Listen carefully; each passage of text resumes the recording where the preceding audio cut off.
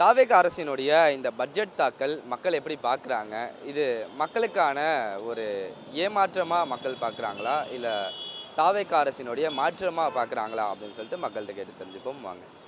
Budget தாக்கலே இல்லை, என்னத்தை அதில் பார்க்குறது? பட்ஜெட் தாக்கலே என்ன? பட்ஜெட் தாக்கலே அதில் ஒன்றும் இல்லை, என்னத்தை நாம் பார்க்குறது? அதில் பார்க்குறதுக்கு எதுவுமே கிடையாது.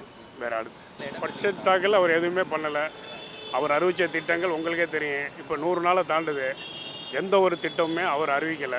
இதுக்கு முன்னாடி இருந்த அரசு என்ன திட்டங்கள் அறிவித்ததோ அதைத்தான் அவர் செயல்படுத்தி கொண்டிருக்காரு. மகளிர் உரிமை தொகை 1000 ரூபா தான் கொடுத்துட்ருக்காரு. அவர் 2500 கொடுக்குறோன்னு சொன்னார், இதுவரையில் எதுவும் கொடுக்கல. பட்ஜெட் தாக்கலில் எந்த ஒரு சின்ன % கூட மக்களுக்கு எதுவுமே அவர் அறிவிக்கலை. அதுதான் உண்மை. அந்த பட்ஜெட்டு ஏமாற்றன்ட்டு பொதுமக்களுக்கு எல்லாருக்குமே தெரியும். ஏன் அப்படின்னா, நாங்கள் சிம் கார்டு, அவங்க நம்பர் மாற்றி நிற்பாங்க. ஆனால் ஸ்டாண்டர்டாக இருக்குது எங்கள் சிம் கார்டு தான். நம்பரை மாற்றுவேன், யார் மாற்றுவான்? நல்லவன் மாற்றுவான்னா நல்லவன் மாற்ற மாட்டான். அந்த மாதிரி தான் அந்த சர்க்கார். வேறு எதுவும் சொல்லிட்டு இல்லை. குடும்பத்தாருக்கு ஏதாவது லாபம் இருக்கா? நடுத்தர மக்களுக்கு ஏதாவது லாபம் இருக்கா? இந்த வீட்டு வரி, எலக்ட்ரிசிட்டி பில் தவிர்த்து மேற்கொண்டு இப்போ அவங்க என்னென்ன கொண்டு வருவாங்கன்னு சொல்லிட்டு மத்திய அரசு இந்த மாதிரி தான் இன்டெரக்டாக ஏதாவது பண்ணிவிட்டு விலைவாசி ஏற்றி விட்டு ஜிஎஸ்டி அப்படின்னு சொல்லிட்டு இருந்தாங்க. இப்போ அதுக்குண்டான சான்ஸே எதுவுமே இல்லாத போயிடுச்சு. அந்த ஜிஎஸ்டி ப்ராப்பர்ட்டியுடைய ப்ராப்ளம் போய் இந்த 6 மாதத்துலேருந்து 8 மாதம் வரைக்கும் 4 தடவை விலைவாசி ஏறி போகுது. அது எல்லாமே அரிசி முதற்கொண்டு இன்னி வரைக்கும் காய்கறி விற்கிற அளவு வரைக்கும் எல்லாமே இன்றைக்கி காஸ்ட் ஆஃப் லிவிங் அதிகமாகிடுச்சு. இதை பேசிக்காக அவர் எப்படி ஃபேஸ் பண்ணி மக்களுக்கு என்ன சொல்லுவார்னு வாயை திறந்து சொன்னால் தான் தெரியும்.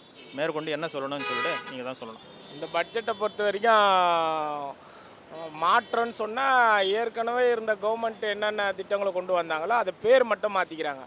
மற்ற பிரகாரம் வேறு எதுவும் மாற்றலை. அந்த வகையில் தான் மாற்றமே தவிர்த்துட்டு, இவங்க சொன்ன மாற்றம் வேறு, ஜனங்க எதிர்பார்த்த மாற்றம் வேறு. ஆனால் ஜனங்களுக்கு ஏமாற்றம் தான் மிஞ்சுது. இவங்க மாற்றம்னு சொல்கிறது பேரை மட்டும் மாற்றிக்கிறாங்க. எல்லா திட்டத்திலும் பேரை மாற்றிக்கிறாங்க, அது மட்டும்தான். மற்ற பிரகாரம் ஜனங்களுக்கு ஏமாற்றம் தான். தமிழக மக்கள் ரொம்ப பெருசாக எதிர்பார்த்தாங்க. புதுசாக ஆட்சிக்கு வந்திருக்காங்க, ஏதாவது செய்வாங்க, ஒரு மாற்றம் வரும், வாழ்வில் மாற்றம் வரும், ரொம்ப எதிர்பார்த்தாங்க.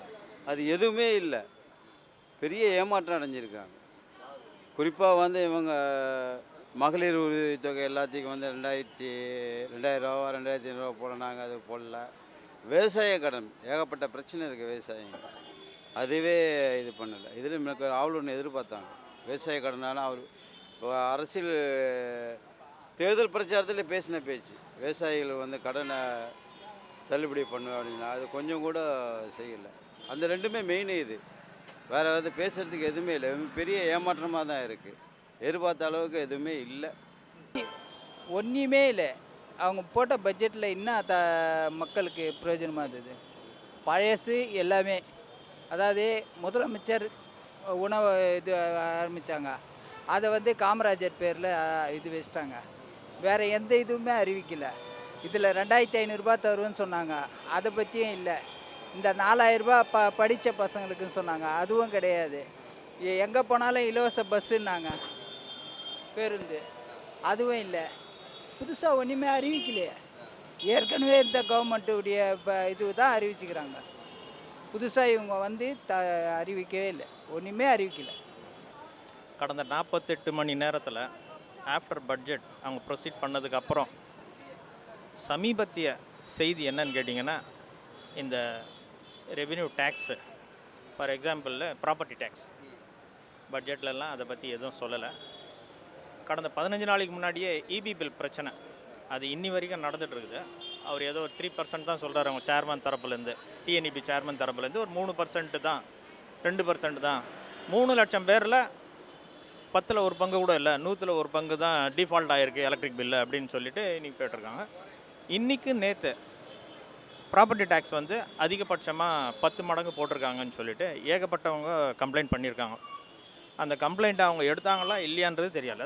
ஏதோ ஒரு ஜோனில் கார்ப்பரேஷன் ஆஃபீஸில் போய் 2 பேர் தகராறு பண்ணி எங்களுக்கு எந்த விதமான இன்ஃபார்மேஷனும் இல்லை, பட்ஜெட்டில் அதனுடைய அறிவிக்க கூட பண்ணவே இல்லை.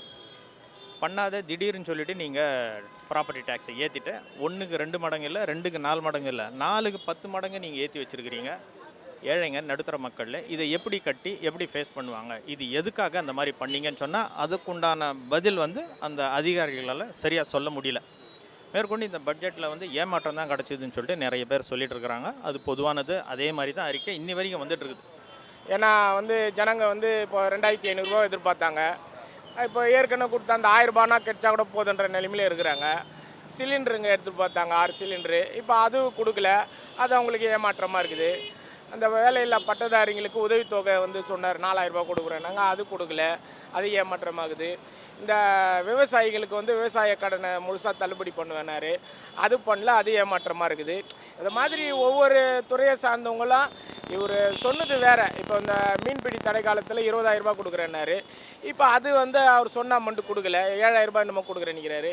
அந்த மாதிரி ஒரு துறை சம்மந்தப்பட்டவங்களுக்கு எல்லாம் மாற்றம்னு நினச்சி எல்லாம் எதிர்பார்த்தவருக்கு பண்ணாங்க. ஆனால் எல்லாருக்கும் மிஞ்சிருந்து ஏமாற்றம் தான். இல்லை இது இந்த பட்ஜெட்டில் வந்து மக்களுக்கு ஏதாவது பயனுள்ள விஷயத்தை வந்து தாவேக்கா அறிவிச்சிருக்கா, இல்லை எப்படி பார்க்குறீங்க இதை? அது மக்களுக்காக வந்து தாவே கார்த்தது இல்லை. முதல்ல என்ன அப்படின்னா, நீ சொன்னது செய்துட்டு அதுக்கப்புறம் நீ செய்திருந்தேன்னா வரவேற்றிருப்பேன். நீ முதல்ல சொன்னதையே செய்யலை. இது எப்படி நல்ல பட்ஜெட்டுன்ட்டு என்னால் சொல்ல முடியும்? ஏன் இதை நாளைக்கு நீ ஏமாற்ற மாட்டேன்? அப்படி ஒரு எண்ணம் எனக்கு இருக்குது. இது பட்ஜெட் தாக்கலே கிடையாது. இது விளையாட்டாக ஒரு கணக்கு பார்க்குறாங்களே. ஒரு குடும்ப தலைவியை ஒரு பட்ஜெட் போட சொன்னால் கூட நல்லா அருமையாக போடுவாங்க.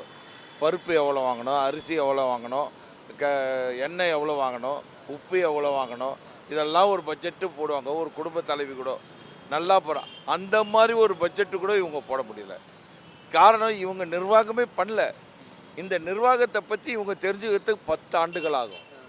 அதுதான் நான் முதல்ல சொல்லிட்டேன். இது வந்து பட்ஜெட் வந்து பொதுமக்களை ஏமாத்துகிற பட்ஜெட்டு தான். அவர் முதல் சொன்ன வாக்குறுதிலாம் 6 சிலிண்டர் இது, 2500 ரூபாய் முதியோர்களுக்கு, 4000 ரூபாய் பட்டதாரி படிச்சுட்டு அதெல்லாம் கொடுத்துட்டு இதை செய்திருந்தாருன்னா பரவாயில்ல. இதுலேயும் அவர் ஏன்னா அதையே அவர் செய்யலை. அதை பற்றி எந்த அறிக்கையுமே இல்லை. அதை ஏமாத்துறப்ப இதை ஏன் ஏமாற்ற மாட்டாருன்ட்டு தான் என்னுடைய கேள்வி. மேற்கொண்டு அவர் என்ன பண்ணுவார், காது கொடுத்து கேட்குறாரா இல்லையா, பொதுமக்களுடைய பிரச்சனை எந்த அளவுக்கு இருக்குதுன்னு சொல்லிட்டு அவரால் செய்ய முடியுமா இல்லையான்றது தெரியல. பட்ஜெட்டில் ஷார்ட்டேஜ் 10 லட்சம் கோடி போயிடுச்சு, 20 லட்சம் கோடி போயிடுச்சுன்னு சொன்னாங்களே தவிர அதுக்குண்டான விடுமுறை எதுவுமே சரியாக சொல்லலை. நாங்கள் இதை செஞ்சுருக்கிறோம் அதை செஞ்சுருக்கிறோன்னு சொன்னாங்களே. 10ல் 8 திட்டம் வந்து ஏற்கனவே திமுக அறிவித்த திட்டம் தான். அந்த திட்டத்தை அவங்க எப்படி செயல்படுத்துவாங்கன்னு சொல்கிறதுக்கு ஒரு உதாரணம். விடியல் மகளிர் பயணம்னு சொல்கிறது பதிலாக வெற்றி மகளிர் பயணம்னு சொல்லிட்டு மாற்றி வச்சுருக்கேன். அது மாதிரி எல்லாமே வெற்றின்னு சொல்ல பண்ணுங்க, யாரும் வேண்டான்னு சொல்லலை. மக்களுக்கு ஏதாவது லாபம் இருக்கா, அதுதான் முக்கியம். ஏன்னா எல்லா இப்போ திமுக இயக்கத்துக்கும் இவங்கத்துக்கும் வித்தியாசம் இருக்குது. காரணம்னா திமுக வந்து ஒரு சோஷியல் ஒர்க் பண்ணிச்சு. முதல்ல ஒரு 10 ஆண்டு காலம் சோஷியல் ஒர்க் பண்ணி அதுக்கப்புறம் இயக்கத்துக்கு வந்து அந்த இயக்கத்து மூலயமா எல்லா போராட்டமும் பண்ணி முதல்ல 15 பேர் ஜெயிச்சு, அப்புறம் 50 பேர் ஜெயிச்சு, அதுக்கப்புறம் தான் ஆட்சி பிடிச்சாங்க. இப்படி படிப்படியாக வந்து அந்த மக்களுடைய நிலைகளை புரிஞ்சு அறிஞ்சு அவங்களுக்கு சேவை செஞ்சு இவங்க வந்தாங்க. இவங்க எடுப்பிலே வந்துட்டாங்க. அதனால் இவங்க தெரிஞ்சுக்கிறதுக்கே 10 ஆண்டு காலம் ஆகும். அதுங்காட்டி ஒரு 5 வருஷத்தில் இவங்களை வீட்டுக்கு அனுப்பிச்சிடுவாங்க ஜனங்க. அதுதான் இன்றைக்கி உள்ள நிலை. இந்த பட்ஜெட்டால் மக்களுக்கு எந்த பயனும் கிடையாது. ஆனால் ஒரே ஒரு பயன் இருக்குது இந்த பட்ஜெட்டால். என்னன்னா, இல்லம் தேடி மருத்துவம் கொடுத்தது திமுக, ஆனால் இவங்க இல்லம் தேடி மது கொடுக்குறாங்க. இந்த ஒரு மாற்றம் தான் ஏற்பட்டு இருக்குது. இல்லையே இல்லையே பையன் இல்லைன்னு சொல்லிட்டு தானே இது வரைக்கும் பிரச்சனை. அந்த பையன் இல்லாத பட்சத்தில் இந்த வேறு புது பிரச்சனை, எலக்ட்ரிசிட்டி பில் புது பிரச்சனை. அதுவே மாத சம்பளம் வாங்குறவங்களுக்கு, டெய்லி கூலி வாங்குறவங்களுக்கு அதுவும் ஒரு பிரச்சனை தான். 10,000ல் 300 ரூபாய் எலக்ட்ரிசிட்டி பில் ஒரு துண்டு விழுந்ததுன்னா யாருக்கு கஷ்டம்? சாமானிய மக்களுக்கு கஷ்டம் தானே. பட்ஜெட்டில் ஏதாவது லாபம் வரா மாதிரி பொதுமக்களுக்கு ஏதாவது பயனடையும் வகையில் ஏதாவது சொல்லியிருக்காரான்னு பார்த்தாக்கா ஏமாற்றம் தான். அது நான் வந்து சொல்லலை, பொதுவாக நிறைய பேர் சொல்லியிருக்காங்க. அவரை பிடிக்கல, அது 2வது விஷயம். முதல்வரை பிடிக்கல 2வது விஷயம். ஏதாவது சொன்னாக்கா ஜாதியை வச்சு பேசுகிறாங்க, ஆளை வச்சு கிண்டல் பண்ணாங்கன்னு சொல்லிட்டு நேற்று முன்தினம் வந்து மரியா வில்சன் அது மாதிரி தான் பேசினார். ஆளை பார்த்து நீங்கள் இடப்பட்டு பேசாதீங்க, நான் வந்து பிறந்ததுலேருந்து கிறிஸ்தவன்னு, நான் இங்கிலீஷ் மீடியம் படிச்சிருக்கிறேன், கல்வியோட தொடர்பு வச்சுருக்கேன்னு சொல்லிட்டு அவர் சொல்கிறார். அதெல்லாம் 2வது பட்சம். நான் இல்லைன்னு சொல்லலை. மக்களுக்கு ஏதாவது பிரயோஜனமாக ஏதாவது நீங்கள் அறிக்கை தாக்கல் பண்ணியிருக்கிறீங்களா, பட்ஜெட்டில் ஏதாவது சொல்லியிருக்கீங்களான்னு சொல்லிட்டு. ஏற்கனவே திமுக அறிவித்த திட்டங்களில் தான் பலவிதமான திட்டங்களை நீங்கள் பேரை மாற்றி எல்லாருக்கும் இப்போது நீங்கள் புதுசாக இன்ட்ரடியூஸ் பண்ணுற மாதிரி பண்ணுறீங்க. இப்போ புதுசாக நீங்கள் என்ன சொல்ல வருவீங்கன்றது போக தான் தெரியும். அதுதான் ஏமாற்றமே தான் கிடச்சிருக்கு. தேர்தலுக்கு முன்னாடி எல்லாமே சொன்னார், இந்த மாதிரி பண்ணியிருக்காங்க, முந்தைய ஆட்சி அந்த மாதிரி பண்ணியிருக்காங்கன்னு சொல்லி. ஏடிஎம்கே சொல்லலை, அவர் டிஎம்கேவை டைரெக்டாகவே அட்டாக் பண்ணார்.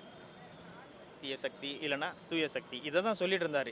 இப்போது நேற்றுலேருந்து ஜனங்க நாங்கள் தூய சக்தின்னு நினச்சிட்டு இருந்தோம், ஆனால் எங்களுக்கு ஏமாற்றம் தான் மிஞ்சிருக்கு, அதான் சொல்லிட்டு இருக்காரு அவர்.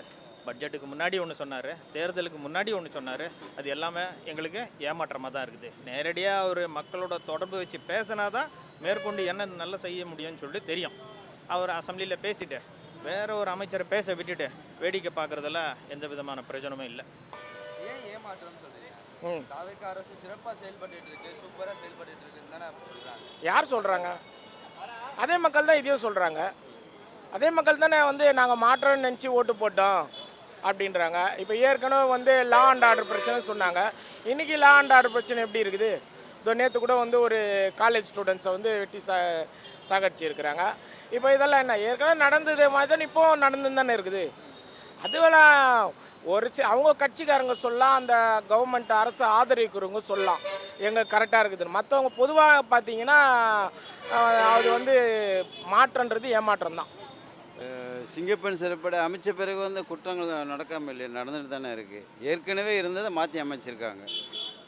ஏற்கனவே மகளிர் போலீஸாக இருந்தவங்க மாலையில் ஒரு யூனிஃபார்ம் போட்டு வராங்க, அவ்வளோதான். அதான் சிங்கப்பெண். அதனால் என்ன மாதிரி நடந்திருக்கு?